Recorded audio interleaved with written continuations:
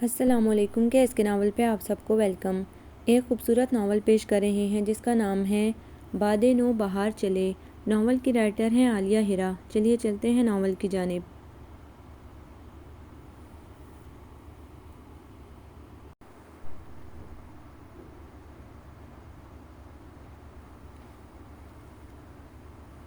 موسم بے حد یخ ہو رہا تھا، ہوا بے حد سرد ہو رہی تھی۔ اس دفعہ سردی بھی کڑاکے کی پڑ رہی تھی۔ سورج تو گویا نکلنا ہی بھول گیا تھا۔ ہر وقت بادل زمین کو چھونے کے چکر میں نیچے نیچے آئے رہتے۔ مونگ پھلیاں، اخروٹ، ڈرائی فروٹ کھا کھا کر منہ تھک گئے تھے۔ سویٹر، اونی کوٹ، شنیل کے کوٹ، گرم شالیں خوب استعمال ہو رہے تھے، مگر اس کو نہ تو سردی کا احساس تھا، نہ برفیلی ہواؤں کا۔ نہ اس نے سویٹر پہننے کی زحمت کی اور نہ شال اوڑھنے کی۔ وہ سب لوگ کوئٹہ عبید کی شادی میں آئے ہوئے تھے۔ چونکہ وہ ننیال سے قریب تھی، باوجود یہ کہ ددیال میں رہتی تھی، ابو نے بھیج دیا تھا کہ کچھ اس کا ذہن بدلے۔ ماحول کی تبدیلی انسان کو تبدیل کر دیتی ہے۔ اس کے دل سے جذبات، احساسات، امنگیں شاید ختم ہو چکی تھیں، جو اس پر ماحول کا اثر نہیں ہو رہا تھا۔ یہ محفل جو آج سجی ہے، اس محفل میں ہے کوئی ہم سا ہو تو سامنے آئے۔ رحمہ لہک لہک کر ڈول پیٹتے گا رہی تھی۔ شاویز شرارت سے اس کے سامنے آ بیٹھا، دھڑلے سے، استحقاق سے۔ رحمہ کے گال گلاب ہو گئے، آنکھوں کی چمک بڑھی تو رخساروں کے ڈمپل بھی نمایاں ہونے لگے۔ آواز رک سی گئی۔ گاؤ گاؤ نا، چپ کیوں ہو گئی؟ وہ ہتھیلی پر چہرہ رکھ کر جذب سے اسے دیکھ رہا تھا۔ شرمیلی سی مسکراہٹ رحمہ پر گھبراہٹ طاری کر رہی تھی۔ شانزہ نے توجہ ہٹا لی، مگر ذہن بہک رہا تھا۔ تمہاری آواز بہت اچھی ہے۔ ہوا کے دوش پر سرگوشی لہرائی۔ ارے! پرجوش آواز پر سر گھمایا اور مسکرا دی۔ اسفند بھائی نے کشن شاویز پر پھینکا اور دوسرا اٹھا لیا۔ یہاں تو نقص امن کا خطرہ ہے، تو ماحول خراب کر رہا ہے، ابھی بلاتا ہوں ماما کو۔ ارے ارے اسفند بھائی، منگیتر ہے میری، پلیز۔ اچھا، شرارت سے نظریں گھمائیں۔ کون؟ یہ بے ساختہ پلٹا، مگر رحمہ غائب تھی۔ سر جھکا کر انہیں دیکھا۔ شانزہ کی آنکھیں جلنے لگیں۔ کچھ بھی تو ذہن سے محو نہیں ہو رہا تھا۔ منظر، ماحول، لمحے، رنگ۔ وہ دھیرے سے اٹھی اور باہر نکل گئی۔ کوئٹہ کی یک برفیلی ہواؤں نے اس کا استقبال کیا۔ چاروں لڑکیاں شاید بڑے ابا کے کمرے میں جمع تھیں۔ ان سے کہیں گھومنے کی ضد ہو رہی تھی۔ اس کے قدم ٹیرس پر رک گئے۔ سامنے اندھیرا تھا، نیچے لان میں لائٹ جل رہی تھی۔ آدم نہ آدم زاد، ہر چیز پر برف کی تہہ، قہر کی چادر تھی۔ ایسا اندھیرا، ایسی برف، ایسا جمود تو اس کی زندگی پر بھی چھا گیا تھا۔ صرف 2 سال میں اس کے وجود میں درد کی لہر اٹھی۔ کیا 2 سال کسی کی زندگی کو ختم کرنے کے لیے کافی ہوتے ہیں؟ ارے شانزہ، شانزہ! عبید بھائی کی آواز آئی۔ بے ساختہ پلٹ کر ان کی جانب بڑھی اور لیونگ روم میں آ گئی۔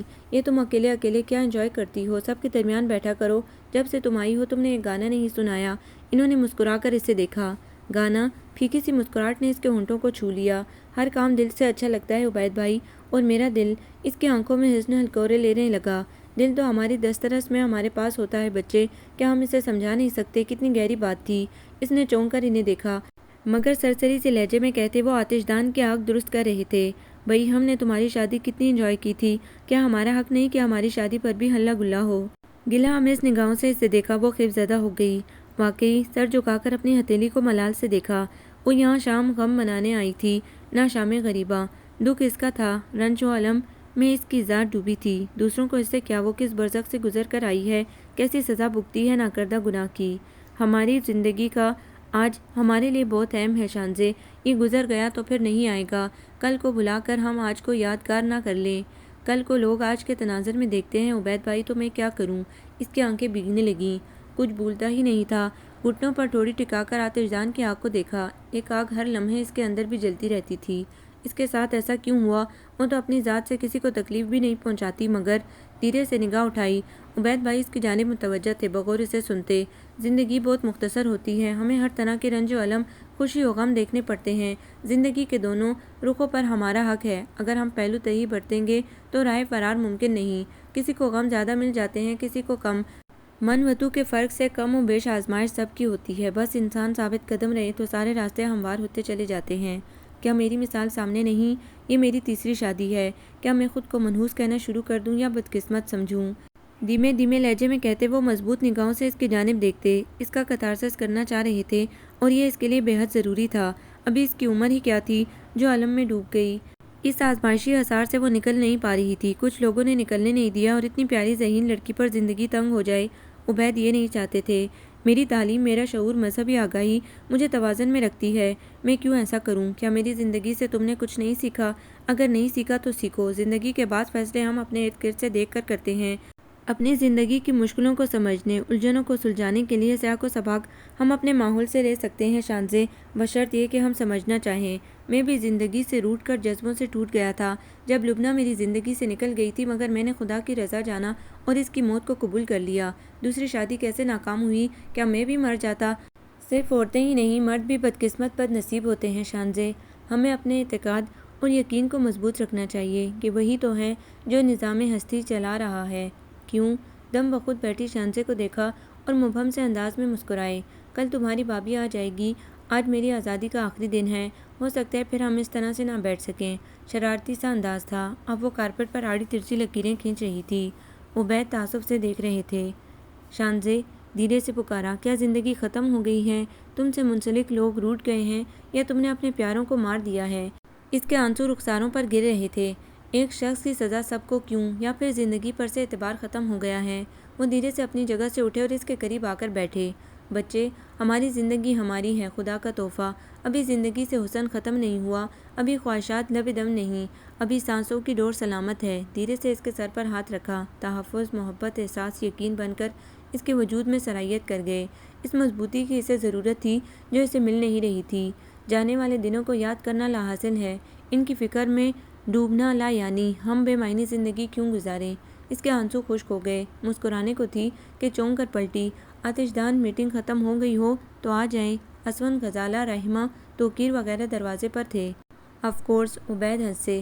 آپ کو کون منع کر سکتا ہے؟ ان کے چہرے پر کتنی خوبصورت مسکراہٹ تھی۔ شانزے نے رشک سے دیکھا، کتنی مختلف زندگی تھی ان کی اور کتنا مختلف لائف سٹائل۔ چند لمحوں میں اس نے خود کو سنبھال لیا۔ اسون، توقیر ان کے گرد بیٹھ گئے، رحمہ اور غزالہ آتش دان کے قریب۔ کتنا مزہ آتا ہے نا آتش دان کے قریب بیٹھ کر باتیں کرتے ہوئے۔ رحمہ کے اندر اشتیاق تھا، بالکل نیچرل سا۔ مجھے تو یہ سردیاں بہت اچھی لگ رہی ہیں۔ کیوں غزالہ؟ مجھے تو لگتی ہی اچھی ہیں۔ غزالہ توقیر کو دیکھ کر مسکرائی۔ دونوں کی حال ہی میں شادی ہوئی تھی، ہنی مون اور شادی ایک ساتھ منانے آئے تھے، لمحہ لمحہ سے حظ اٹھانے۔ ویسے عبید بھائی کیسا لگ رہا ہے؟ حماد اپنا مگ تھامے آ گیا۔ یار سب کے لیے لے آتے کافی۔ عبید مسکرایا، شکریہ، میں نے خود کوشش کی ہے۔ آپ کی خاندانی ملازمت تو کچن میں گھسنے نہیں دیتی، گھس جاؤ تو کہوا کہوا کیے جاتی ہے۔ کہوا پی پی کر منہ ہی کہوا ہو گیا ہے۔ وہ ان سے ذرا فاصلے پر بیٹھ گیا۔ اگلی دفعہ میں اپنی کیٹل ساتھ لے کر آؤں گا، ہر دم چائے تیار۔ سب کے لیے۔ توقیر نے ٹکڑا جوڑا۔ تم کچھ پوچھ رہے تھے عبید بھائی سے؟ رحمہ نے یاد دلایا اور لکڑی سے آتش دان کے انگاروں کو اوپر نیچے کرنے لگی۔ ہاں، میں پوچھ رہا تھا کیسا لگ رہا ہے اسلام کی تیسری شرح پوری کرتے ہوئے۔ ہاں ہاں ہاں، ان کا کہکا بڑا بے ساختہ تھا۔ آرام سے بھائی، خدا نخواستہ میں نے چوتھی کا نام تو نہیں لیا۔ کیا مذائقہ ہے؟ یعنی وہ حیران ہوا۔ اعتقاد، یقین مومن کی پہچان ہے۔ جو ہوگا بدلا نہیں جا سکتا ہے، قسمت کا لکھا سب کو بھگتنا پڑتا ہے۔ شانزے نے اپنے اندر ایک نئی زندگی کو ابھرتے محسوس کیا۔ مجھے ثابت قدم پاؤ گے؟ شرارت سے ہنسے۔ آہو، سب کھانس کر رہ گئے۔ دیکھ لو کتنے ثابت قدم اور مستقل مزاج ہیں۔ توقیر نے شرارت سے غزالہ کو دیکھا۔ جی یہ بھی تو دیکھیے جناب، دو منکوحات کی قبروں پر کھڑے ہیں۔ غزالہ بھی ایک تھی اپنے نام کی، دوسرے شک پوری کرنے کے لیے ایک قبر تو کھودنی پڑے گی۔ لا حول ولا قوت غزالہ۔ توقیر کو غصہ آ گیا۔ بری بات غزالہ، اچھی بات منہ سے نکالتے ہیں، میں تو مذاق کر رہی تھی۔ 24 گھنٹوں میں کوئی لمحہ قبولیت کا ہوتا ہے، ہر لمحے اچھے جملے منہ سے نکالنے چاہیے۔ شوہر کو خوش کرنا بیوی کا حق ہے۔ غزالہ شرارت سے ہنسی، مگر توقیر کا موڈ خراب ہو گیا۔ عبید بھائی، آزادی کا آخری دن بھرپور طریقے سے منائیں۔ حماد باز نہیں آیا؟ کیسے؟ کیسے؟ لمحے بھر کو سوچا، یہ آپ کو شانزہ اسلام بتائیں گی۔ وہ ہونٹ دبا کر ہنسا۔ کیوں شانزہ اسلام؟ ہاں، وہ گہری سوچ میں غلطاں تھی، ہڑبڑا گئی۔ کیا؟ حماد پوچھ رہا ہے کہ عبید بھائی کو آزادی کا آخری دن کیسے منانا چاہیے۔ کل ان کی شادی ہے نا؟ رحمہ نے پوری طرح سے مشکل آسان کر دی۔ میں سب کے لیے چائے بنا کر لاتی ہوں۔ وہ یکدم اٹھنے لگی۔ میرے لیے زحمت مت کیجیے گا خاتون، میں پی چکا ہوں۔ جی۔ وہ باہر نکل گئی۔ سب یکدم خاموش سے ہو گئے۔ لگتا ہی نہیں یہ چنچل شریر سی شانزہ ہے۔ انکل اسلام نے بہت زیادتی کی ہے اس کے ساتھ۔ عبید کو بہت دکھ تھا۔ یہ ساری گیم سکندر نے کھیلی اپنے مفاد کے لیے، مجھے تو سخت برا لگتا ہے۔ دفعہ ہو گیا اپنا الو سیدھا کر کے، ساری عمر کے لیے اسے گہن لگا لیا۔ غزالہ بھی افسردہ ہو گئی۔ جو گیا سو گیا، ہمیں اسے زندگی کی جانب واپس لانا ہے۔ وہ اپنی زندگی کی تمام خوشیوں کو حرف آخر سمجھ چکی ہے۔ عبید نے سب کی طرف دیکھا۔ بہت لمبی زندگی ہے، زندگی یوں ہی نہیں گزر سکتی۔ ابھی تو سال ہوا ہے اس حادثے کو، آہستہ آہستہ بھول جائے گی۔ عبید کا لہجہ کچھ سوچتا ہوا ہو گیا۔ اسون کشن ہوا میں اچھال کر کیچ کرنے لگا۔ رحمہ آتش دان میں آگ تیز کرنے لگی۔ حماد چائے کے مگ پر انگلی پھیرنے لگا۔ اس کا ذہن بہت گہری سوچ میں گم ہونے لگا تھا کہ اسود نے کشن اس کی جانب اچھالا۔ وہ ہڑبڑا گیا۔ کچھ ارشاد فرما رہے تھے آپ؟ اسود نے اس سے پوچھا۔ ہاں، خود کو سنبھالا تو پھر کیا طے ہوا؟ پل میں وہ ماحول میں واپس آ گیا تھا۔ رگوں کو منجمد کر دینے والی سردی تھی، برف باری الگ، مگر شادی عبید بھائی کی تھی۔ سب کا جوش و خروش دیکھنے سے تعلق رکھتا تھا، مگر وہ سب سے الگ تھلگ نانا ابا کی اسٹڈی میں گھسی بانو قدسیہ کی راجہ گت میں گم تھی۔ گھر میں دلہن آ چکی تھی، رسمیں ہو رہی تھیں، شور شرابہ، ہنگامہ۔ آج تو نانا ابو بھی پوتے کی شادی کی خوشیاں منا رہے تھے۔ یہ ماحول، یہ ہنگامہ اس کے وجود کو آنسوؤں میں بھگو رہا تھا۔ مصروفیت یاد ماضی سے بہتر تھی۔ کل ہی تو عبید بھائی نے کہا تھا، ماضی ہمیں کیا دیتا ہے اور تلخی ماضی دے بھی کیا سکتا ہے، پھر یاد کرنے سے فائدہ۔ مگر مادام، دھیرے سے دروازہ بجا اور حماد اندر تھا۔ جی، آپ یہاں اکیلے، وہاں سب؟ ہاں، دراصل میرے سر میں درد تھا۔ آپ کو امی جان بلا رہی ہیں۔ بغور اس کا جائزہ لیا۔ کہاں ہے وہ؟ جہاں سب؟ میں آ رہی ہوں، اس نے ٹالنے والے انداز میں کہا اور کتاب کے ورق الٹنے لگی۔ سیاہ گھنیری پلکیں سفید رخساروں پر جھک گئی تھیں، انداز میں لاتعلقی تھی۔ حماد کی نگاہ صبی چہرے پر ٹھہر گئی۔ حماد، حماد، باہر سے امی نے پکارا تھا۔ وہ ہڑبڑا کر پلٹا تھا۔ تیزی سے شانزا نے رخ موڑ کر دیکھا تھا۔ اتنا عجلت بھرا انداز اسے سمجھ میں نہیں آیا۔ جب تم نے اتنا آدم بیزار، الگ تھلگ، پریشان حال رہنا تھا تو ادھر آنے کی کیا ضرورت تھی؟ ٹیرس پر بالکنی کے ساتھ لگی وہ باہر کے منظروں میں بالکل گم تھی۔ اونچے اونچے لمبے چنار اور سروں کے درخت، دائیں جانب سیب اور خوبانیوں کے درختوں کا ایک طویل سلسلہ تھا۔ جانے کب رحمہ اس کے پہلو میں آ کر کھڑی ہوئی، جانے کتنے گرم کپڑوں میں سمائی وہ بالو لگ رہی تھی۔ تبدیلی آب و ہوا، تبدیلی ماحول، تبدیلی حالات۔ اس نے مسکرا کر اسے دیکھا۔ تو یہ اداسی، خود ترسی کا چولہا بھی ادھر ہی اتار کر آنا تھا نا؟ وہ دھیرے سے ہنسی۔ یہ تو اب زندگی کا حصہ بن گیا ہے۔ مجھ سے پہلے میری کہانی داستان حیات پہنچے گی کہ لوگ خود بخود راستوں سے ہٹ جائیں گے۔ تم؟ رحمہ ریلنگ سے ٹیک لگا کر اس کی جانب گھومی۔ رحمہ ریلنگ کی یک سطح کو ناخن سے کھرچا۔ ابو کا فون آیا؟ چچا جان کا؟ ہاں۔ نہیں، مگر ان کا فون آئے گا کیوں؟ پرسوں ہماری فلائٹ ہے، 16 دن کا ٹرپ ختم، شادی ختم، اب واپسی ہے۔ میں تو تھک گئی ہوں یہاں کی سردی سہ سہ کر۔ اس نے ہاتھ مسلے۔ میں نے واپس نہیں جانا، اس نے انکشاف کیا۔ کیا؟ رحمہ اچھل پڑی۔ یہاں میرا دل لگ گیا ہے، ہو سکتا ہے میں یہاں یونیورسٹی میں ایڈمیشن لے لوں یا پھر کسی اسکول میں جاب کر لوں۔ اس کی نگاہیں غیر مرئی نکتے پر مرتکز تھیں۔ شکر ہے تم اپنے خول سے تو باہر نکلی، مگر یہی سب کچھ تم وہاں کراچی میں اپنے لوگوں کے درمیان بھی کر سکتی ہو۔ اپنے؟ اس کی آنکھوں کی سطح نم ہوئی۔ معلوم نہیں کون ہے میرے اپنے؟ شانزا۔ رحمہ نے ہاتھ بڑھا کر اس کے بالوں کو چھوا۔ میں، آپی، ابو، امی، ہم سب تمہارے ہیں۔ ماں کے بغیر تو کوئی رشتہ ہی نہیں ہوتا، سب ختم۔ شانزے، تم وہ سب بھول کیوں نہیں جاتی؟ زندگی تم پر مہربان ہے بس۔ پلیز مجھے زندگی کی مہربانیاں مت بتاؤ۔ اب میں نحس ہوں، سبز قدم ہوں، اب میں حقیقت پسند ہوں، خواب نہیں دیکھتی۔ تم ابو سے کہہ دینا، تم خود کہہ دینا، بلکہ فون کر کے پیغام دے بھی دو۔ لب بھینچ کر اسے دیکھا۔ شدت سردی سے اس کی ناک سرخ ہو رہی تھی۔ ٹھیک ہے، اس نے ہاتھ باندھ لیے، کہہ دوں گی۔ کیا تم یہ سمجھتی ہو یہاں کا ماحول تمہارے لیے سازگار ہوگا؟ لڑکے تو یہاں پر بھی ہیں، حماد، فرید اور اسفند اور رحیم۔ یہاں سے اسپتال قریب ہے، یہاں نانا ابو کی کمپنی ملے گی، انہیں میری ضرورت ہے۔ چند دنوں میں وہ مجھ سے کتنے فرینک ہو گئے ہیں۔ کب تک؟ شانزی اس کی شکل دیکھنے لگی۔ جب تک مجھے منزل نہیں مل جاتی۔ تمہاری منزل کیا ہے؟ میری منزل؟ اس کی آنکھوں میں خواب جلنے لگے۔ رحمہ کی آنکھوں میں دعا سا بھرنے لگا۔ عبید بھائی کہتے ہیں تم ان سے اٹیچ ہو، وہ ٹھیک کہتے ہوں گے، مگر تم کیا کہتی ہو اپنے بارے میں؟ میں نے کچھ سوچا نہیں، اب میں نے خود ہی ہر فیصلہ کرنا ہے اپنے بارے میں، تو بہت سوچنا ہوگا۔ میں نانا ابو سے بات کروں گی یہاں رہنے کے لیے۔ تم ہمیں اپنی زندگی سے الگ کر رہی ہو یا الگ سمجھتی ہو؟ رحمہ، شانزے نے دھیرے سے اس کے بازو پر اپنا ہاتھ رکھا۔ بس اب میں الگ رہ کر اپنی زندگی بنانا چاہتی ہوں۔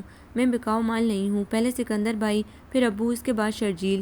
سکندر بھائی اور چچا جان نے تمہارے ساتھ زیادتی کی ہے، مگر ایاز و وقاص کو تم مورد الزام نہیں ٹھہرا سکتی۔ ان کے ساتھ تم زندگی کو از سر نو شروع کر سکتی ہو۔ رحمہ نے کہا۔ نہیں۔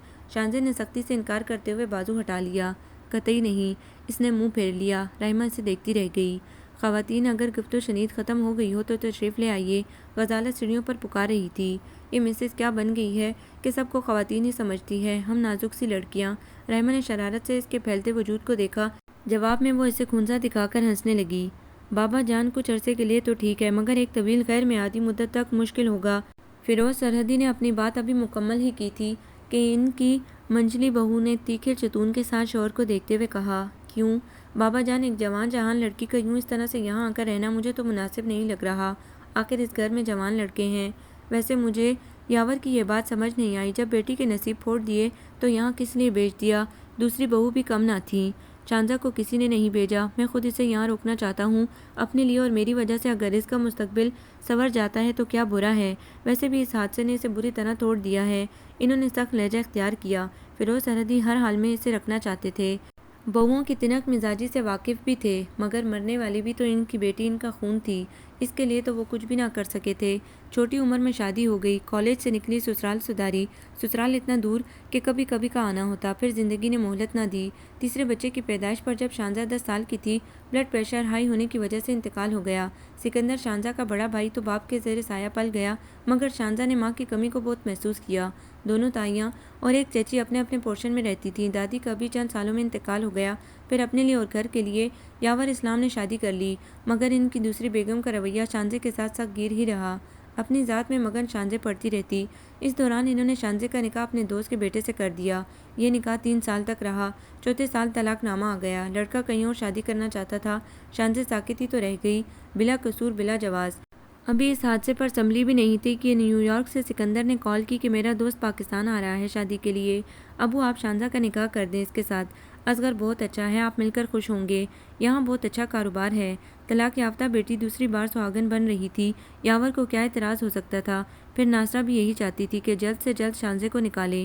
یوں کسی چھان پٹک کے بغیر ناپسندیدہ بوجھ کے مانند اس کا وجود اٹھا کر پھینک دیا گیا۔ اس کی رائے، اس کی مرضی پوچھی نہیں گئی۔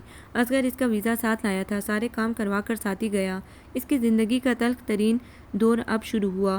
اسے حیرت انگیز دکھ ہوتا کہ اس کے بھائی نے اس کے لیے کیا سوچا، کیوں کیا ایسا۔ اصغر ہڈ حرام، سست الوجود، شکی مزاج، اذیت پسند مرد تھا۔ اس کا کام یہ تھا کہ نکاح کے نام پر پاکستان سے لڑکیاں لاتا، جی بھر جاتا تو طلاق دے کر یہاں فروخت کر دیتا یا پھر ان سے بگاڑ لیتا۔ شانزے خوبصورت بھی تھی، نازک، معصوم کم عمر۔ وہ اسے یہاں لا کر دونوں ہاتھوں سے کمائی کروا کر لوٹنا چاہتا تھا، زندگی کا ایک اور تکلیف دہ سفر۔ اصغر جانے کس جنم کا حساب مانگتا۔ سکندر یہ جگہ چھوڑ کر جانے کہاں روپوش ہو گیا تھا۔ ایک بار بھی اس کا سامنا نہیں ہوا تھا، جانے وہ کون سا قرض اتار کر گیا تھا۔ وہ سوچ بھی نہیں سکتی تھی کہ ایک بھائی اپنی بہن کے ساتھ ایسا غلط اور گھناؤنا کھیل کھیل سکتا ہے۔ کیوں، کس لیے؟ پہلے ابو اور اب بھائی، دونوں محترم رشتے۔ کیا اس کی ہستی اتنی ارزاں تھی کہ ذرا بے نشاں بنا دی گئی؟ امریکہ میں اس نے جاب کر لی، مگر پارٹیوں میں شرکت کرنے سے صاف منع کر دیا۔ اصغر اس پر ظلم کرتا رہا، مارتا پیٹتا، سگریٹ سے داغتا، مگر وہ نہ مانی۔ وہ اس سے ڈبل ڈیوٹی کروانے لگا، اس نے کر لی۔ گھر کی مصیبت سے چھٹکارا مل گیا۔ دوران ڈیوٹی چند گھنٹے آرام کے لیے مل جاتے، مگر اس کی حالت دگرگوں ہونے لگی۔ بے آرامی، تکلیف، اذیت اور بڑھتی ہوئی گود خالی ہوئی، جس نے اسے سہانے رو کر دیا۔ اس کا کوئی پرسانے حال نہ تھا۔ پھر شراب کے نشے میں دھت ایک رات اصغر نے اسے گھر سے طلاق دے کر نکال دیا۔ وہ رات اس پر تمام راتوں سے بھاری تھی۔ گدھوں، کتوں اور بھیڑیوں سے اس نے کیسے خود کو بچایا تھا، یہ اس کا خدا اور اس کا دل جانتا ہے، اور خدا جسے بچانا چاہتا ہے بچا لیتا ہے۔ اس رات کی سحر نے ایک نئی شانزے کو جنم دیا۔ اس نے نئے سرے سے ہمت کی، دوبارہ دو نوکری کر کے پیسہ جمع کیا پاکستان واپس آنے کے لیے۔ ایجنسیز نے مدد کی۔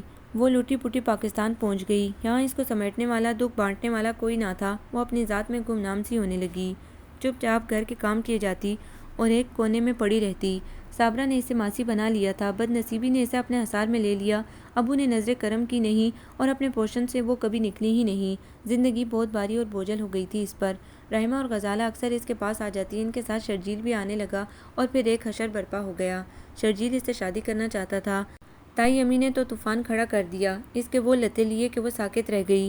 وہ تو خود سے بیزار تھی، کہاں کسی کا حوصلہ بڑھاتی۔ ابو نے اس ہنگامے پر جو کیا سو کیا، سوتیلی ماں نے بھگو بھگو کر مارے۔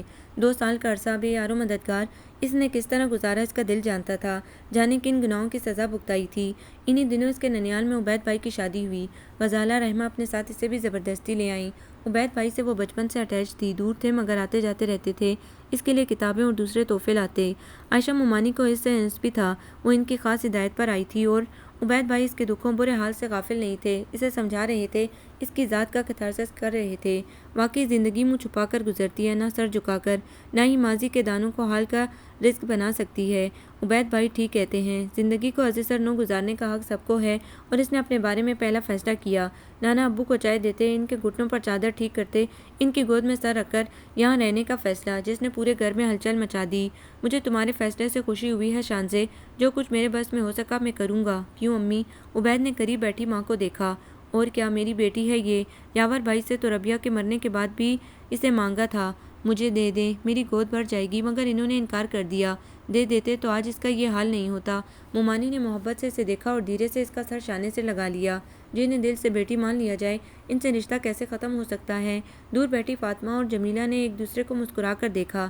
اس وقت بڑا پیار آ رہا ہے، چند دنوں بعد لات مار کر باہر نکالیں گی۔ ابھی سسر کے ارادوں کی خبر نہیں، شاید ہو جائے تو ایک رات بھی برداشت نہ کریں۔ میں تو جلد ہی عمیر اور افرا سیاب کی بات طے کر دوں گی۔ مجھے بھی حماد کے ارادے نیک نہیں لگ رہے۔ اکیڈمی کی چھٹیاں ختم ہو گئی ہیں، مگر جانے کا نام نہیں لے رہا۔ آخری سال ہے اس کا، کل زبردستی بھیجوں گی، اور اگر اس نے ایسا ویسا کیا تو ٹھیک کر دوں گی۔ حسن، خوبصورتی، مظلومیت سب ایک جگہ جمع ہو گئے ہیں۔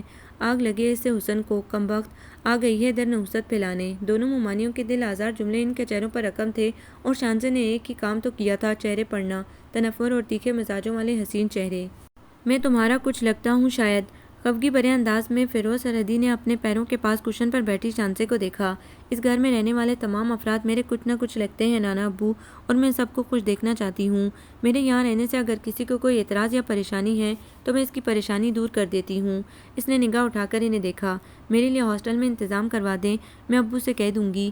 ویسے بھی انہیں کوئی اعتراض نہیں ہوگا۔ کیوں اعتراض کیوں نہیں ہوگا؟ بیٹی نہیں ہو اس کی؟ بیٹی؟ پہلا اعتراض تو انہیں میرے یہاں رہنے پر کرنا چاہیے تھا۔ رحمہ وغیرہ کے ساتھ مجھے نہ دیکھ کر انہوں نے باسپورس کا ایک فون بھی نہیں کیا۔ اس کی آواز بھیگنے لگی۔ آیا تھا فون؟ انہوں نے نظر چرا کر اخبار اٹھا لیا۔ میں نے سمجھا دیا تھا۔ وہ چونک کر انہیں دیکھنے لگی جو اینک لگائے ہوئے اخبار پھیلا رہے تھے۔ حزن نے اسے بھگو دیا۔ جھوٹ کب تک؟ کیا وہ اپنے باپ کو نہیں جانتی؟ کیوں نانا ابو اس کا مان بڑھا رہے ہیں؟ فیروز سرحدی نے چشمے کی اوٹ سے ایک نگاہ اس پر ڈالی۔ اس کی حالت دیکھ کر ان کا دل بھرنے لگتا، مگر دل کو سنبھالا۔ ہاں، تم نے بتایا نہیں کہ تم نے کیا کرنا ہے؟ ایم اے اکنامکس، انگلش یا سائیکالوجی؟ سرسری سا لہجہ تھا۔ کچھ بھی نہیں۔ اس نے گھٹنوں کے گرد بازو لپیٹے۔ ہائے، یہ کیا بات کی ہے؟ کچھ بھی نہیں۔ اس عمر میں لڑکیوں کی یا تو شادی ہونی چاہیے یا پھر بہت کچھ انہیں کرنا چاہیے۔ تم جانتی ہو تمہاری ماں، انہوں نے اس پر نگاہ کی، کتنی مکمل ذہین، ہر فن مولا قابل تھی تمہاری عمر میں۔ اگر اس کی شادی جلدی نہ ہوئی ہوتی تو کچھ بن جاتی وہ۔ ڈبیٹر، شاعرہ، افسانہ نگار، کتنے گر تھے اس کے اندر، اور تم، کتنے شرم کی بات ہے اس کی پاسنگ بھی نہیں ہو۔ میری امی کو ان کی مضبوط اور مکمل ماں کی گود میسر تھی۔ ان کے ابو کی مکمل سپورٹ اور محبت شامل تھی۔ انہیں مکمل ہونا بھی چاہیے تھا۔ میرے ساتھ کیا ہے؟ نامکمل آسودہ خواہشات، ادھورے لوگ، ادھورے عمل۔ اس کا لہجہ دھیما ہو گیا۔ تمہارا نانا مر گیا ہے کیا؟ اللہ نہ کرے۔ ایک بات یاد رکھو شانزے، اگر تم زندگی میں اسٹینڈ لینا چاہتی ہو، کچھ بننا چاہتی ہو، تو زندگی سے نا امیدی، یأسیت، قنوطیت، پسماردگی، اداسی اور رنجیدگی نکال دو۔ برے دن بھولنے کے لیے ہوتے ہیں، ماضی کی اچھی باتوں سے سیکھنا چاہیے، باقی سب نکال دو ذہن سے۔ وہ ناخن سے اپنی کلائی کھرچتی انہیں سن رہی تھی۔ تم دکھوں کی دلدل سے نکل آئی ہو۔ ان لوگوں کا خیال کرو جو ابھی تک اس دلدل میں دھسے ہوئے ہیں۔ شکر ادا کرنا چاہیے۔ ضروری نہیں ہے جو چیز ہمارے پاس نہیں ہے اسے حاصل بھی نہ کریں۔ یہی بات تو میں اس ناقص العقل لڑکی کو سمجھا رہا ہوں، مگر یہ… عبید بھائی اندر آ گئے تھے۔ کنویں کی مینڈک بنی ہوئی ہے۔ وہ فلور کشن پر بیٹھ گئے۔ زندگی کو ویسے ہی گزارو جیسے تم گزارنا چاہتی تھی۔ تم خوش قسمت ہو کہ خدا نے تمہیں ایک موقع اور دیا، ورنہ تو خوش بختی ہر کسی پر ہر بار صاحب فگن نہیں رہتی بچے۔ عبید نے اس کے سر پر چپت لگائی۔ شانزے نے دھیرے سے مسکرا کر انہیں دیکھا۔ اچھے اچھے جملوں نے اس کے وجود پر لپٹی دھند اتارنا شروع کر دی تھی، اور اب وہ بھی بدل جانا چاہتی تھی، اپنے لیے، صرف اپنے لیے۔ مضبوط قوت ارادی نے اس کے وجود سے سر اٹھایا۔ ایک روشن سویرا اس کے گرد پھیلنے لگا۔ حماد کو فاطمہ نے واپس بھیج دیا۔ اسے اس بات کی خبر نہیں تھی کہ شانزے نے اب اسی گھر میں قیام کرنا ہے۔ وہ اس کے جانے تک رکنا چاہتا تھا، مگر ماں نے ایک نہ سنی۔ جانے کیسا خوف دامن گیر ہونے لگا تھا کہ جاتے ہی لڑکیاں بھی دیکھنا شروع کر دیں۔ اباگن منحوس سبز قدم ہمارے لیے ہی رہ گئی ہے۔ یاور بھائی کو اب اس کا ننیال یاد آ رہا ہے۔ وہاں کسی نے نہیں پوچھا۔ فاطمہ اور جمیلہ اکثر دل کے پھپھولے پھوڑنے لگتیں۔ بڑی بھابھی کو دیکھیں کیسے اسے گود میں بھر لیا، تن سے ہنسی۔ عبید کی شادی کر دی تو کیا ہوا؟ رحیم ہاسٹل سے آنے والا ہے اور عاصم ڈاکٹر بن چکا ہے۔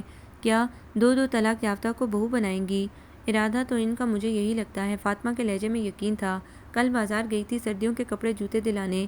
ابا جی کا ارادہ بھی یہی لگتا ہے، اور عبید کا تو بس نہیں چلتا کہ کیا کر دے۔ میں نے تو افراسیاب اور سماب کو اچھی طرح سے سمجھا دیا ہے۔ جمیلہ فخر سے ہنسی۔ خبردار جو ایسا ویسا خیال بھی دل میں لائے، میری اولاد میرے کہنے میں ہے۔ شدید سردی کی وجہ سے یونیورسٹی بند تھی۔ اس نے ایم اے کی کتابیں پڑھنا شروع کر دیں۔ فیروز سرحدی نے اپنے برابر والا کمرہ جو کسی زمانے میں ان کی بیٹی کا تھا، رہائش کے لیے شانزہ کو دے دیا۔ جاب کا اسے تجربہ تھا، عبید سے کہہ دیا تھا کسی اچھی جاب کے لیے۔ اسے بہت جلد ممانیوں کے تیور پتہ چل گئے تھے۔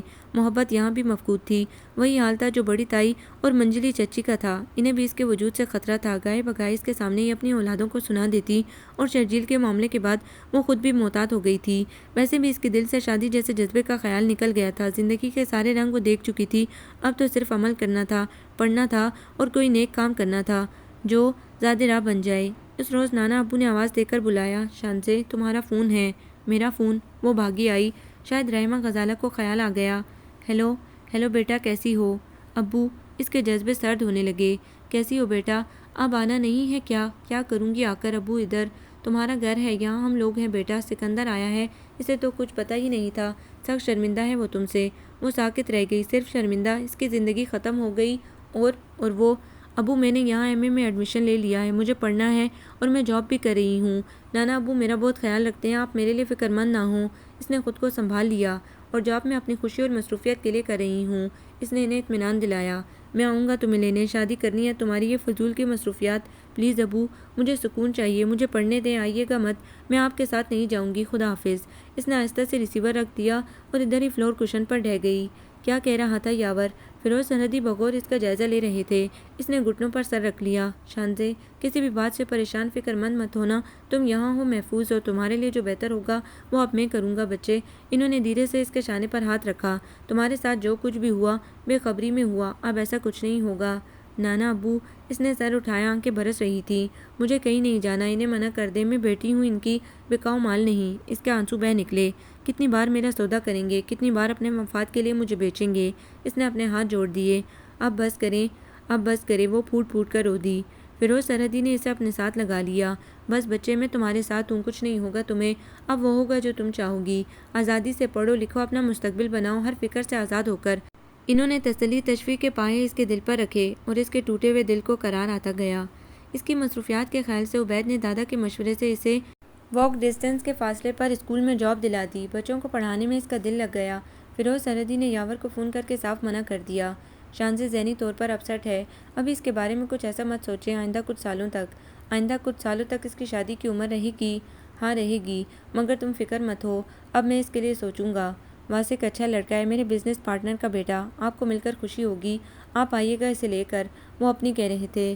یاور بیٹی ہے تمہاری، اسے اپنے مفاد کے لیے استعمال مت کرو، مر جائے گی وہ، ظلم سہ سہ کر، کچھ احساس کرو اس کا۔ میری بیٹی ہے وہ، کیا میں اس کے لیے برا سوچوں گا؟ آپ اسے لے کر آئیے۔ نہیں، اب میں تمہیں اس کے ساتھ کوئی زیادتی نہیں کرنے دوں گا، اس کے ساتھ کوئی زیادتی نہیں ہوگی، جو کچھ اس کے نصیب کا ہے اسے ملے گا۔ میں اس کا باپ ہوں آخر، ایسے باپ جس نے اپنے فرض کو نہیں پہچانا۔ بہت افسوس ہے مجھے تم پر، اس کے بارے میں تم نے ہمیشہ غلط فیصلہ کیا ہے۔ اتنی پیاری بچی ہے وہ، اسے اس کے حال پر چھوڑ دو، میں خود اس کے لیے رشتہ دیکھ رہا ہوں۔ ایسا کچھ کرنے کی ضرورت نہیں، میں بات طے کر چکا ہوں، تم کچھ بھی کرو، میرا اسے بھیجنے کا ارادہ نہیں ہے، بے شک خود آ جاؤ، خدا حافظ۔ انہوں نے فون رکھ دیا۔ کتنا سنگ دل شخص ہے، فیروز سرحدی نے سر گھمایا۔ دروازے کی چوکھٹ سے لگی شانزے سوکھے پتے کی طرح کانپ رہی تھی۔ نانا ابو؟ شدت ضبط سے اس نے ہونٹ کاٹا۔ ادھر آؤ، تم فکر مت کرو اور سکون سے رہو۔ وہ قریب آ کر فلور کشن پر گر گئی۔ توجہ سے اسے دیکھا اور چونک گئے۔ اس کا وجود کپ کپا رہا تھا، رنگت پیلی پڑ رہی تھی، کچھ غیر معمولی تھا۔ دوسرے لمحے ایک بار پھر چونکے، اس کا رخسار سرخ ہو رہا تھا۔ شانزے؟ وہ سناٹے میں آ گئے۔ کیا ہوا بچے؟ مجھے جانے دیں نانا ابو، میرے ٹکٹ منگوا دیں۔ اندرونی ہیجان کو برداشت کر رہی تھی۔ کیا ہوا؟ وہ تو سمجھ رہے تھے کہ اس نے یاور سے ان کی گفتگو سن لی ہے، مگر اس کے ساتھ تو کچھ اور ہوا تھا۔ سکھ ہوں چاہے دکھ، دونوں باپ کے گھر میں ہی مجھے سہنے چاہیے۔ میرا یہاں کیا ہے؟ اتنے سال بعد میں کس تحفظ کے لیے یہاں آئی ہوں؟ میرا تو سب کچھ لوٹ چکا ہے۔ آنسو رخساروں پر گر رہے تھے۔ شانزے؟ وہ اٹھ کر اس کے قریب آئے۔ کیا ہوا، کسی نے کچھ کہا ہے؟ اس نے گھٹنوں پر سر رکھا اور پھوٹ پھوٹ کر رو دی۔ ہاں، اب رو کر معصوم بنو، بتا کیوں نہیں رہی نانا کو اپنے کرتوت؟ چند لمحوں بعد فاطمہ اندر آ گئی۔ آپ سے پہلے ہی کہا تھا میں نے کہ اس کو یہاں رکھنا خطرے سے خالی نہیں، جوان لڑکوں کا گھر ہے، دانا ڈالتی پھر رہی ہے لڑکوں کو۔ فاطمہ اندرونی تنفر سے منہ پھاڑ کر بول رہی تھی۔ یا اللہ، فیروز سرحدی کام گئے۔ شانزے کی ہچکیاں تیز ہونے لگی۔ بہو، مجھے کچھ کہنے سے پہلے لگام ڈالیں اپنی نواسی کو۔ باپ نے تو پیچھا چھڑا کر ادھر بھیج دیا، کیا میرے بچے کے لیے یہ طلاقن رہ گئی ہے؟ مومانی، اس نے تڑپ کر سر اٹھایا، ایسا کچھ نہیں ہے، میں تو عبید بھائی کے لیے کھڑی تھی کہ کتابیں ان کو دے دوں، لائبریری کو واپس کر دیں۔ عمار بھائی پہلے آ گئے، کہنے لگے چلو میرے ساتھ اپنی مرضی سے لائبریری سے کتابیں لے آنا۔ پیچھے سے مومانی آ گئی، پوچھ لیں عمار بھائی سے۔ فاطمہ، انہوں نے ملال سے بہو کو دیکھا، عمار شانزے سے 5 سال چھوٹا ہے، کچھ خیال کرو۔ وہ ایک دم سے گڑبڑائیں۔ ایک خیال تم لوگ دل سے نکال دو، اس کی شادی میں کروں گا، اپنی مرضی سے کروں گا، اس خاندان میں کروں گا، مگر وہ تمہارے یا جمیلہ کے بچے نہیں ہوں گے۔ اس معصوم پر زندگی تنگ مت کرو۔ دھیرے سے سسکتی ہوئی شانزے کو اپنے ساتھ لگا لیا۔ یہ پہلے ہی زندگی اور حالات کی ستائی ہوئی ہے، اسے اور ستم رسیدہ مت کرو۔ انہوں نے کینتوز نظروں سے شانزے کو دیکھا اور باہر نکل گئیں۔ تبھی عبید بھائی اور عائشہ مومانی اندر آ گئے۔ بس کر بچے، بس، زندگی کے ان راستوں سے تمہیں بہت صبر و استقامت کے ساتھ گزرنا ہے۔ تمہارے باپ نے جلد بازی میں تمہارے لیے گڑھے کھود دینے ہیں، اب تم نے سنبھل کر گزرنا ہے۔ دھیرے سے اس سے تھپکا، خود ان کی آنکھیں بھی نم ہو رہی تھیں۔ عائشہ آگے بڑھی اور شانزے کو سمیٹ لیا۔ عبید بھائی ملال سے اسے دیکھ رہے تھے، کاش ان کے اختیار میں کچھ ہوتا، اس معصوم کے سارے دکھ سمیٹ لیتے۔ اس سے محبت، ہمدردی، سلوک کو اب تو آکاشا بھی شک کی نظر سے دیکھنے لگی تھی۔ دھیرے سے بالوں میں ہاتھ پھیرتے وہ باہر دیکھنے لگے۔ بند شیشوں کے پار گہری دھند اور ٹھنڈک تھی۔ رات اس کی یہ بات انہیں اچھی نہیں لگی۔ آپ شانزے کا اتنا دھیان خیال رکھتے ہیں، بہت فکر کرتے ہیں، اس کے لیے تو آپ نے اس سے شادی کیوں نہیں کی؟ وہ اسے دیکھتے رہ گئے۔ وہ تو انہیں اپنی بہنوں کی طرح عزیز تھی، چھوٹی بہن سمجھتے تھے، ان کی کوئی بہن تھی ہی نہیں، اور کیا کسی سے محبت صرف شادی کے زمرے میں آتی ہے؟ کاش دکھ ان کے اندر ہلکورے لینے لگا۔ اس کے لیے کوئی رشتہ دیکھو عائشہ، میں جلد سے جلد اس کی شادی کر دینا چاہتا ہوں۔ یاور مالی فوائد کے لیے دوبارہ سے اسے دوزخ میں جھونکنا چاہتا ہے۔ رات فیروز سرحدی نے اپنے کمرے میں بلا کر خاص طور پر کہا، آج اس کے ساتھ جو کچھ بھی ہوا ہے میرا دل سخت دکھا ہے، کتنی معصوم سی بچی ہے، ہنستی مسکراتی زندگی کو نظر لگ گئی ہے اس کی تو۔ بابا جان، میرے پاس عبید کے بعد رحیم اور عاصم ہے، آپ چاہیں تو۔ لمحے بھر کو رک کر انہیں دیکھا۔ شانزے مجھے بھی بہت عزیز ہے بابا جان۔ نہیں، یہ سب لوگ اس کے ماضی سے واقف ہیں، فاطمہ اور جمیلہ اس گھر میں اس کی زندگی دوزخ کر دیں گی، میں اسے خوش دیکھنا چاہتا ہوں۔ بابا جان، اس کے ماضی کو چھپا کر ہم اسے خوشیاں نہیں دے سکتے، بلکہ چھپا کر تو اس کی شادی بھی نہیں کر سکتے۔ یہ راز ایسے ہیں جو کبھی بھی عیاں ہو سکتے ہیں۔ ان کی آنکھوں میں بھی محبت کا دکھ تھا۔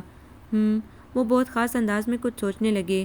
سنو، رحیم سے پوچھنا کیا کہتا ہے وہ، مجھے یقین ہے وہ انکار نہیں کرے گا۔ عائشہ نے مسکرا کر انہیں دیکھا۔ خدا تمہیں خوش رکھے عائشہ، وہ بہت بد نصیب اور دکھی ہے، ماں کے سائے سے محرومی نے اسے اور تنہا کر دیا ہے، کچھ اس کی قسمت۔ ان کا لہجہ دھیما ہو گیا۔ تم ایک بار رحیم سے صاف طور پر اس سے پوچھنا۔ جی، انہوں نے سعادت مندی سے سر جھکا لیا۔ نہیں، وہ تو ساکت ہی رہ گئی، سانس رکنے لگا۔ مومانی، ہم تمہارے لیے بہتر فیصلہ کر رہے ہیں۔ نہیں، میں اس قابل نہیں، میں یہاں صرف محبت، تحفظ اور احساس عزت کے لیے آئی ہوں، مجھے یہاں کوئی مقام نہیں لینا، صرف چند سال چاہیے مجھے، میں اپنے پیروں پر کھڑی ہو جاؤں، اس کے بعد۔ عائشہ نے دھیرے سے اس کے بالوں میں ہاتھ پھیرا۔ اس کے بعد کیا کرو گی مومانی؟ شانزے نے دھیرے سے ان کا ہاتھ ہٹا دیا۔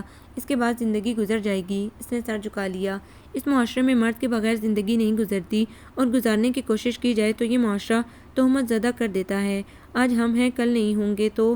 اور جانتی ہو، یاور بھائی نے تمہارے لیے پھر سے رشتہ دیکھ لیا ہے۔ کیا؟ وہ دنگ رہ گئی۔ ان کے بزنس پارٹنر کا بیٹا ہے، بابا جان نے تمہیں بھیجنے سے انکار کر دیا اور وہ غصے میں ہیں، کبھی بھی آ کر زبردستی کر سکتے ہیں۔ ظاہر ہے تم ان کی بیٹی ہو، ہم انکار تو نہیں کر سکتے نا۔ دھیرے دھیرے اس کا ہاتھ تھامے اسے سمجھا رہی تھیں۔ وہ تمہارے لیے ایک اور جہنم بنا رہے ہیں، بہتر یہ نہیں کہ تم۔ مومانی، وہ ان کی گود میں منہ چھپا کر بے اختیار رو دی۔ اس کے آنسو بھی اس کے بالوں میں گرنے لگے۔ شانزے انہیں کتنی عزیز تھی، کوئی ان کے دل سے پوچھتا۔ ان کا پیارا بھائی اس کی ماں کی محبت میں مر گیا، اس کے حوالے سے انہیں اپنی نند اور نند کی بیٹی عزیز از جان تھے۔ ان کے بھائی نے اسے ٹوٹ کر چاہا تھا۔ مصرف بھائی نے جب اسے بتایا ربیہ کے متعلق تو اس کی شادی کو 2 ماہ ہو چکے تھے۔ وہ ساکت ہی تو رہ گئیں، اپنا مستقبل، اپنی تعلیم اسی کے لیے تو مکمل کر رہے تھے۔ وہ دیار غیر سے خوشی خوشی واپس آئے تو یہ سانحہ ہی انہوں نے دل پر لے لیا کہ ربیہ کسی اور کی ہو چکی ہے۔ یہ دکھ ہی ان کا درد بن گیا تھا۔ جانے کتنے سپنے دیکھ لیے تھے انہوں نے کہ پھر واپس پلٹ گئے اور شادی نہ کی۔ اس دکھ نے ان کی جان لے لی۔ راہ میں کوئی رکاوٹ نہ تھی، وہ بتا دیتے تو راہ ہموار کر لیتی، مگر جو چیز قسمت میں نہ ہو وہ کبھی نہیں ملتی۔ اب شانزے کو وہ خوشیاں دینا چاہتی تھی۔ شانزے کا رواں انکاری تھا، وہ منافق نہیں تھی، یہ ظلم نہیں کر سکتی تھی۔ اس کے عزائم میں اب شادی جیسا فعل نہیں تھا، وہ تو صرف پڑھنا چاہتی تھی، فلاحی مرکز بنا کر دکھی انسانیت کے لیے کام کرنا چاہتی تھی۔ یہ اس کی سسکیاں نہیں تھم رہی تھی۔ عائشہ اسے دھیرے دھیرے دلاسا دے رہی تھی۔ کوئی باپ اتنا سنگ دل ہو سکتا ہے؟ ابو، میں تو آپ کی اکلوتی بیٹی ہوں اور تو کوئی آپ کی بیٹی ہے ہی نہیں۔ اس کے ساتھ اتنا ظلم! ایک کے بعد ایک آتش دان کی راکھ کو دیکھتے ہوئے اس کی آنکھیں بھیگ رہی تھیں۔ سکندر بھائی نے بھی کبھی بہن نہیں سمجھا۔ یہ خیال ہی اس کے لیے دکھ کا باعث تھا کہ میرے اپنوں نے، سگے مان اعتبار کے رشتوں نے مجھے اپنا سمجھا ہی نہیں، صرف اپنے مفاد کے لیے استعمال کیا۔ کیا یہ زندگی اتنی ارزاں ہے؟ اور اب دوبارہ دھیرے سے اس نے اپنے منتشر بالوں میں ہاتھ پھیرا۔ اب مجھے کیا کرنا چاہیے؟ یہاں سے بھی چلا جانا چاہیے ہاسٹل میں، مگر یہ لوگ مجھے جانے نہیں دیں گے۔ پھر ابو سے کہتی ہوں آئیں مجھے لے جائیں وہاں سے ہاسٹل میں، مگر چھٹی اسی سے خبردار کرنے لگی۔ نہیں، یہ ممکن نہیں۔ ابو یہی تو چاہتے ہوں گے۔ پھر ٹھوڑی کو گھٹنوں پر ٹکا کر چمکتے انگاروں پر نگاہ کی۔ مجھے مر جانا چاہیے، ختم کر لینا چاہیے خود کو۔ اذیت اٹھانے کا حوصلہ نہیں اور ان پیارے محترم رفیقوں کو دکھ دینے کی ہمت نہیں، اور وہ شخص جو مجھے قبول کرے گا، اس کے ساتھ زیادتی نہیں۔ سوچ سوچ کر دماغ کی نسیں درد کرنے لگی۔ میں یہاں سے چپکے سے چلی جاتی ہوں۔ ایک اور سوچ نے سر اٹھایا۔ نہیں، میں ان محبت کرنے والے رشتوں کو بدنامی دے دوں، نفی کر دی۔ پھر دھیرے سے مٹھیوں میں بالوں کو جکڑ لیا۔ پھر یہ کہ اس برزخ کو قبول کرنے کے لیے ذہنی طور پر تیار ہو جاؤں جو تمہارے باپ نے تمہارے لیے بنا رکھا ہے۔ نصیب کا لکھا کوئی نہیں مٹا سکتا، سلگتے ہوئے ذہن سے سوچا اور لکڑی سے انگاروں کو اچھالنے لگی۔ ایک شعلوں کا رقص اس کے اندر بھی شروع ہو گیا۔ نانا ابو، میں نے اپنا سامان پیک کر لیا ہے، میرے ٹکٹ منگوا دیں، میں نے واپس جانا ہے۔ فیروز سرحدی کے سامنے کھڑے ہو کر اس نے دھیرے سے کہا۔ کچھ دیر رک کر ان کے جواب کا انتظار کیا اور پھر بنا ان پر نگاہ ڈالے پلٹ آئی۔ ستا ہوا چہرہ، الجھے بکھرے بال، ملگجا لباس، وجود کسی بھی طرح کے گرم کپڑوں سے بے نیاز، متورم آنکھیں۔ گہرا دکھ فیروز سرحدی کے اندر سرایت کر گیا۔ تمہاری پیاری بیٹی کی بیٹی ہے، کتنی دکھی، اکیلی ہے، کیسی کیسی جنگ ہے اس کے اندر، کیا وہ اس کو ایک اور الاؤ میں جھونک دے؟ نہیں، ان کا دل کام گیا۔ عائشہ، عائشہ، عبید، وہ بے اختیار پکار اٹھے۔ اور پھر وہ دن اس کے نصیب کی سیاہی کا آخری دن تھا، یا پھر ایک اور منزل کی جانب ایک اور سفر۔ بہرحال نیک نیتی سے یہ فیصلہ کیا اور فیروز ولاس کے مکین ساکت رہ گئے۔ عائشہ کی ہنسی بند ہو رہی تھی، ناپاؤں زمین پر لگ رہے تھے۔ صبح ناشتے کی میز پر فیروز سرحدی نے اعلان کر دیا تھا، آج وہ رحیم اور شانزے کا نکاح کر رہے ہیں۔ کسی کو اعتراض ہو تو 1 گھنٹے کے اندر بتا دے۔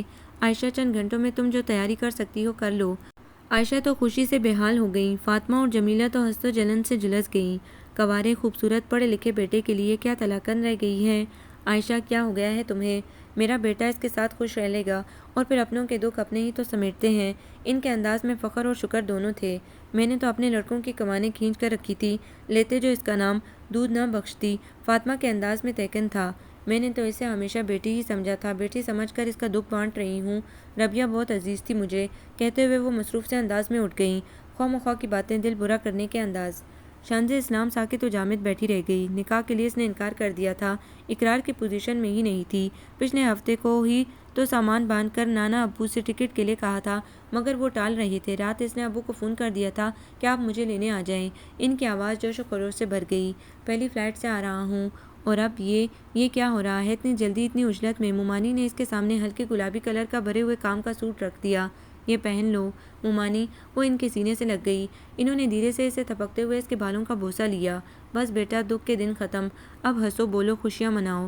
مومانی، ابو بھائی، رحیم بھائی، ابو بھائی کو اب تم بھول جاؤ اور صرف رحیم کے بارے میں سوچو جو اب تمہارا بھائی نہیں ہے۔ میں تمہیں تیار کرنے کے لیے نتاشا کو بھیج رہی ہوں۔ شاباش، کہتی ہوئی وہ باہر نکل گئی۔ اوف، کیسے نہ سوچے، ابو اسے لینے آ رہے ہیں، ادھر اس کا رشتہ پکا کر کے رحیم کیسے اس کے لیے راضی ہوگے؟ وہ تو نہیں، نفی میں سر ہلاتے ہوئے بے چینی سے اس نے بالوں میں انگلیاں پھنسا لیں۔ مجھے یہ نکاح نہیں کرنا، یہ رحیم بھائی کے ساتھ زیادتی ہے۔ میں نانا ابو کے پاس جاتی ہوں۔ سرحد سے اٹھی، دوسرے ہی لمحے سے بیٹھنا پڑ گیا۔ نتاشا اور صوبیہ کمرے میں داخل ہو رہی تھیں۔ ویسے تو تمہیں کسی تیاری کی ضرورت نہیں، سامنے کاؤچ پر بیٹھ کر بغور اس کا جائزہ لیتے ہوئے تیقن بھرے انداز میں کہا۔ تمام ہتھیاروں سے لیس ہے محترمہ۔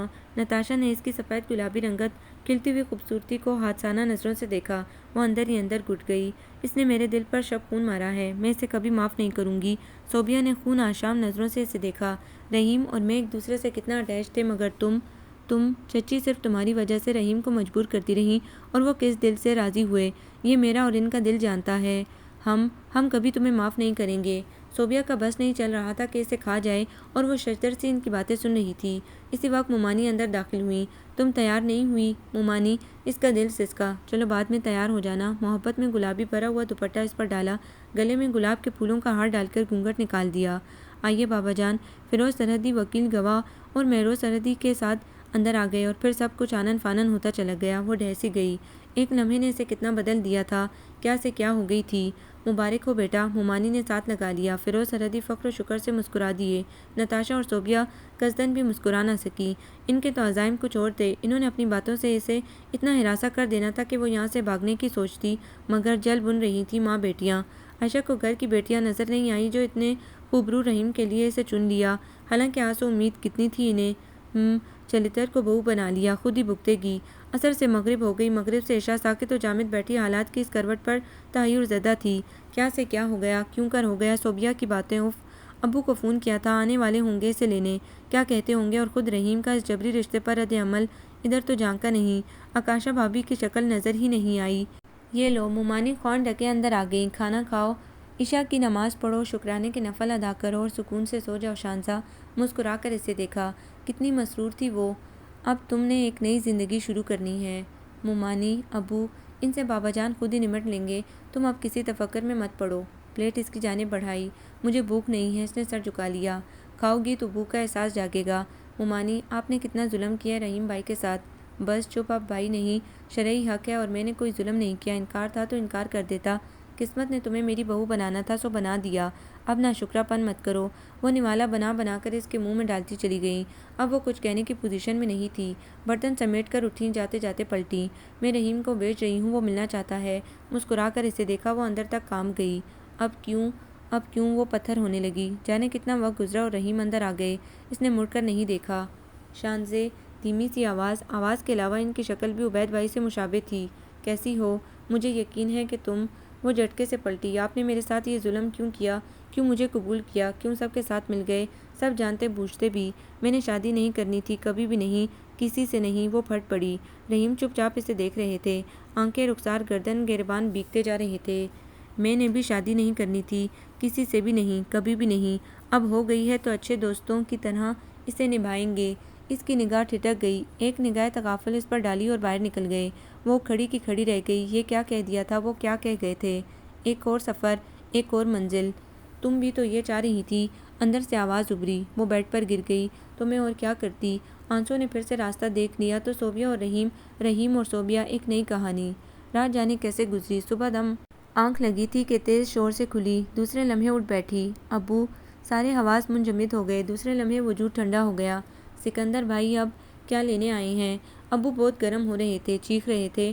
جواب میں نانا ابو کی دھیمی سی صلح جو آواز، سکندر بھائی کا لہجہ، اسے کچھ سنائی نہیں دے رہا تھا۔ حواس گم ہو رہے تھے۔ زندگی ایک دوراہے پر آ کر کھڑی ہو گئی تھی، جانے کس راستے سے کس منزل تک پہنچنا تھا۔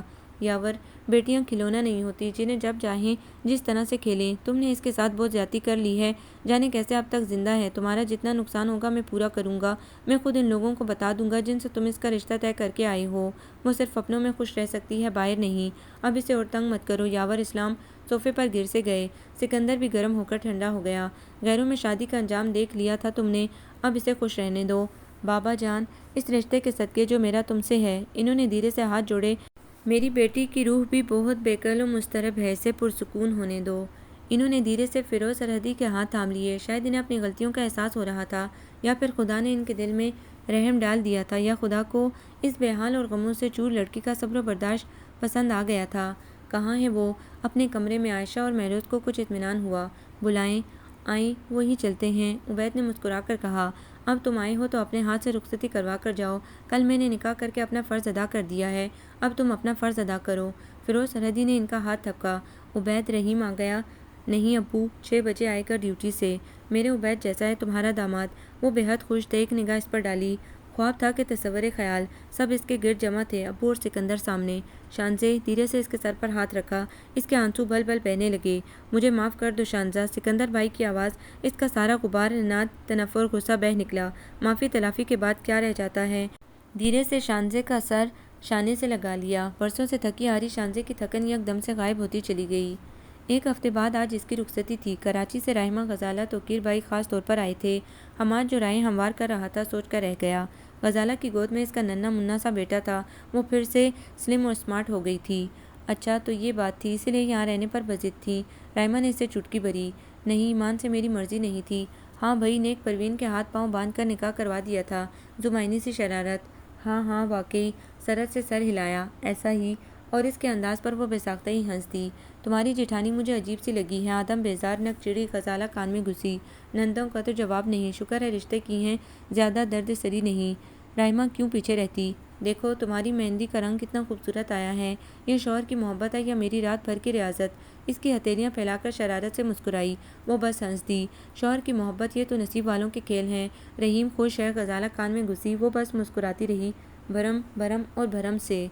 دلہن بنی شانزے پر بے انتہا روپ آیا تھا۔ لائٹ ڈارک پرپل کنٹراسٹ کا لہنگا، ہم رنگ جیولری اور میک اپ۔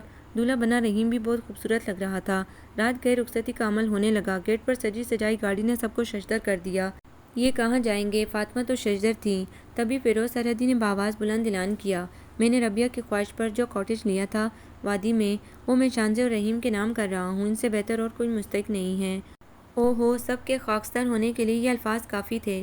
اتنا خوبصورت، بڑا اطراف میں سرسبز وادی، خوبصورت مناظر کے درمیان دلکش کاٹیج، کتنا لمبا ہاتھ مارا ہے۔ ان کے دل جل رہے تھے، مگر فیروز سرحدی کو کسی چیز کی پرواہ نہیں تھی۔ وہ سرخ رو تھے، سب اسے کاٹیج چھوڑنے آئے تھے۔ اتنا خوبصورت، روشن، ہوادار کاٹیج۔ رحمہ اور غزالہ حیران رہ گئیں۔ گرمیوں کی چھٹیاں تمہاری طرف، غزالہ ہنسی۔ شانزہ اس کے کان میں گھسی، ہم 2 ماہ بعد ہنی مون منانے ادھر آ جائیں۔ رحمہ کی آنکھیں چمکیں، وہ بس سنتی رہی۔ اسے اپنی قسمت پر رشک آ رہا تھا، مگر کیا وہ خوش قسمت تھی؟ جاتے سمے فیروز سرحدی ان کے پاس آئے۔ یہ مکان میں نے تم لوگوں کے نام کیا ہے، اس کو سجانا اور گھر بنانا تم دونوں کی ذمہ داری ہے۔ مجھے یقین ہے رحیم، تم اپنی محبت، دھیان و خیال سے شانزے کو کسی کمی کا احساس نہیں ہونے دو گے۔ ایک نگاہ اس پر ڈال کر رحیم نے سر جھکا لیا۔ وہ اس کی جانب متوجہ ہی نہیں تھی۔ یاور اسلام نے اس کے ہاتھ میں بلینک چیک تھما دیا۔ سکندر نے اپنے ساتھ لگا کر بھائی کی محبت اور مان دیا جس کے لیے وہ ترس گئی تھی، اپنا تحفہ لینے کراچی آنا۔ وہ شرارت سے ہنسا، اس کی آنکھیں بھی چمکنے لگیں۔ رحمہ، غزالہ، توقیر بھائی رات ادھر ہی رہ گئے، باقی سب رخصت ہو گئے۔ یاور اسلام اور سکندر نے رات کی فلائٹ سے واپس چلے جانا تھا۔ رات گئے رحیم جب اپنے بستر پر آ کر لیٹا تو وہ لباس تبدیل کر کے صوفے پر بیٹھی ہوئی تھی۔ رحیم اس پر ایک نگاہ ڈال کر رہ گیا۔ آپ نے مجھے ایک دوست سمجھا، اس کے لیے بے حد شکریہ۔ میں پوری کوشش کروں گی ایک اچھی بلکہ بہترین دوست بننے کی۔ آپ کو مجھ سے کبھی شکایت نہیں ہوگی۔ کمرے کی خاموش فضا میں شانزے کی آواز ابھری، تو آپ زندگی کے کسی موڑ پر بھی دوسری شادی کرنا چاہیں تو مجھے اعتراض نہیں ہوگا۔ رحیم نے سرت سے سر اٹھایا، وہ کمبل میں چھپ چکی تھی۔ وہ دھیرے سے مسکراتے ہوئے اٹھا، اتنی سی لڑکی کتنی بڑی بڑی باتیں کر لیتی ہیں، قصور تمہارا نہیں، تمہارے راستے میں پتھر ہی اتنے تھے۔ تم حوصلہ کرنا، میں دوسری شادی بھی تم سے کروں گا، مگر تمہارا یقین بحال کر کے، تمہاری زندگی سے تمام خوف کے کنکر اور اندیشوں کے سنگریزے نکال کر۔ دھیرے سے لیٹا اور آنکھیں بند کر لیں۔ مجھے تم جیسی لڑکی خوش رکھ سکتی ہے جو ریاکاری، منافقت، کینہ توزی اور گھریلو سیاسی جنگ کرنا نہ جانتی ہو۔ وہ دھیرے سے ہنسا، معصوم فرشتہ، یہ مجبوری کا نہیں خوشی کا بندھن ہے۔ زندگی کا نیا سفر سکون و اطمینان سے شروع ہوا۔ رحمہ، غزالہ، توقیر بھائی چند دن گزار کر چلے گئے۔ عائشہ، مومانی اور نانا ابو ہر دوسرے دن آ جاتے۔ اس کی زندگی میں روشن، چمکیلی، شفاف صبحیں آنے لگی تھیں۔ اب نہ آگے جانے کی فکر تھی، نہ پیچھے کا ڈر۔ اندیشے، وہم، خوف اسے نہیں ڈراتے تھے۔ رحیم محبت آمیز انداز میں اس پر مہربان تھا۔ صبح وہ 8 بجے آفس کے لیے نکل جاتا، 7-8 بجے واپس آتا۔ چائے وغیرہ سے فارغ ہو کر وہ اپنا کمپیوٹر سنبھال لیتا یا پھر اخبار بینی۔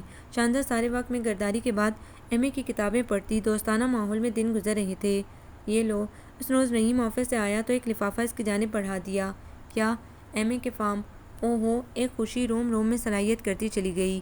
ایم اے، پھر لیکچرر، بھر کر دے دینا۔ وہ اندر چلا گیا۔ تھینک یو، تشکر سے جاتے ہوئے رحیم کو دیکھا۔ اس کی شرافت روز بروز اس کے دل میں قدر و منزلت بڑھا رہی تھی۔ میرے ڈاکومنٹس؟ کھانے پر اس کی جانب دیکھا۔ میں نے انکل کو فون کیا ہے، بھجوا دیں گے۔ رحیم نے گلاس ہونٹوں سے لگا لیا۔ نانا ابو کی طرف چلیں؟ وہ بے تحاشا خوش تھی۔ نہیں، اس نے سنجیدگی سے کہا۔ کیوں؟ شانزہ حیران ہوئی۔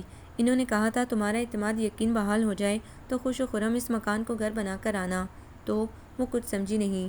یہ مکان تو گھر بن گیا۔ تمہاری کرداری سکھڑاپے سلیقے سے اطراف میں نگاہ کی اور پھر دھیرے سے اس کی جانب جھکا۔ تمہارا یقین اعتماد بحال ہو گیا ہے؟ وہ اسے دیکھتی رہ گئی۔ بولو۔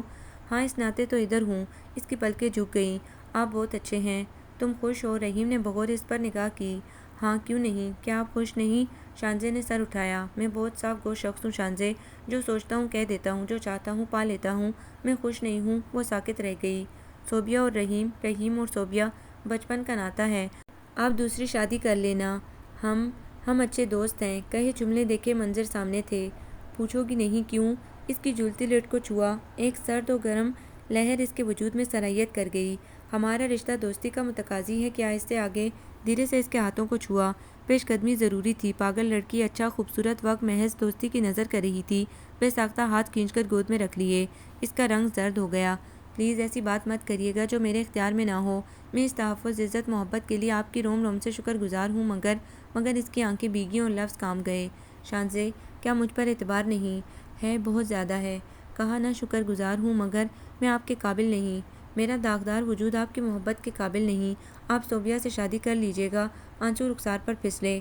رحیم کو یہ لفظ ہی گنگ کر رہے تھے چہ جائے کہ صوبیہ کا نام۔ تم کس قابل ہو مجھ سے پوچھو۔ رحیم نے اس کی گود میں رکھے ہاتھوں کو تھام لیا۔ میں کوئی ناسمجھ بچہ تو نہیں تھا جسے ناپسندیدہ کھلونا پکڑا دیا جائے۔ تمہیں تو خوشیاں اور مسرتیں دینی تھی، دکھوں کے جہنم سے نکالنا تھا نا کہ ایک اور برزخ میں ڈال دیتے۔ دھیما دھیما انداز، محبت آمیز لہجہ، حدت آمیز لمس۔ وہ اسے دیکھتی رہی، آنسو گرتے رہے، دل مچلتا رہا، دکھ روتے رہے اور وہ اپنے اوپر ہونے والے ظلم و ستم کی داستان سناتی رہی۔ رحیم حواس باختہ ہو گیا۔ شانزے، رحیم دھیرے سے آگے بڑھا اور اسے اپنے حصار میں لے لیا۔ وہ چیخ چیخ کر رو رہی تھی۔ سارے زخم ہرے ہو گئے۔ خود رحیم کی آنکھیں بھی بھیگنے لگیں۔ اس کے زخم خوردہ وجود پر محبت کے پاہے رکھے۔ مجھے بہت کچھ پتا تھا، امی نے سب کچھ بتا دیا تھا، مگر یہ اتنا ظلم۔ ملال سے اسے دیکھا۔ شانزے، تم مجھے کتنی عزیز ہو گئی ہو، کبھی خود ہی اعتبار آ جائے گا۔ مگر کسی جبر سے میں نے شادی نہیں کی۔ اس خوف کو دل سے نکال دو۔ اور دھیرے سے ایک بار پھر اسے اپنے حصار میں لے لیا۔ اب بے آواز آنسو اس کا گریبان بھگو رہے تھے اور رحیم اس کے درد میں پور پور بھیگ گیا تھا۔ اور درد وہی اہم ہوتا ہے جس کا احساس دل سے ہو۔ بوجھ سے بوجھل بھیگے ہوئے دکھی لمحے ان کے درمیان سے بے آواز گزر گئے۔ آنسو تھم گئے، سسکیاں رک گئی، ایک سکون سا پھیل گیا، نئی محبت کی خوشبو ان کے اطراف میں پھیلتی چلی گئی۔ شانزے دھیرے سے اس کا چہرہ اٹھایا۔ فطری احساس سے بوجھل پلکیں لرزیں، یقین خود بخود وہیں زندہ ہونے لگا۔ ادھر دیکھو۔ نم رخساروں کو دیکھتے ہوئے نم پلکوں کو چھوا۔ وہ دھیرے سے پیچھے ہٹی۔ اس نے تیزی سے پلٹتی شانزے کی کلائی تھام لی۔ نانا ابو کو فون کر کے کیا کہوں؟ رحیم نے دھیرے سے ہاتھ دبایا۔ وہ اندر سے خوش تھی۔ میں تیار ہوں۔ وہ دھیرے سے پلٹی۔ فون کر کے کہہ دیں ہم آ رہے ہیں۔ اس کے دل کی محبت اس کے چہرے کا سکون بن گئی تھی۔ لب مسکرا رہے تھے۔ یاہو! نعرہ محبت بلند کرتے ہوئے مکہ ہوا میں لہرایا اور بھاگتی ہوئی شانزے کو اپنی جانب گھسیٹ لیا۔ اس کا بھیگا ہوا قہقہ، مسکراتی ہوئی ہنسی یکدم ہی مکان کو گھر بنا گئے۔ بے تحاشا پھول ہی پھول، خوشبوئیں ہی خوشبوئیں۔ خیال تھا کہ خواب، حقیقت تھی یا طلسم۔ رخساروں پر پھولوں کی نرماہٹ ٹھہر گئی تھی۔ بے ساختہ آنکھ کھلتی چلی گئی۔ دوسرا لمحہ بے حد حیرت انگیز تھا۔ خیال حقیقت پر مبنی تھا۔ بے تحاشا پھول اس پر اچھالتے رحیم مسکراتے ہوئے گنگنا رہا تھا۔ سال نو مبارک۔ شانزے کے چہرے پر جھیمی ہوئی شرمیلی سی مسکان تھی۔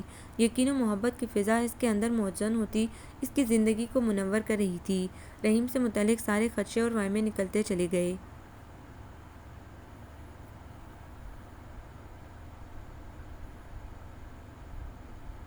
آپ کو یہ ناول کیسا لگا؟ کمنٹس میں اپنی رائے ضرور دیں۔ ہمارے چینل کو لائک کریں، سبسکرائب کریں، شیئر کریں۔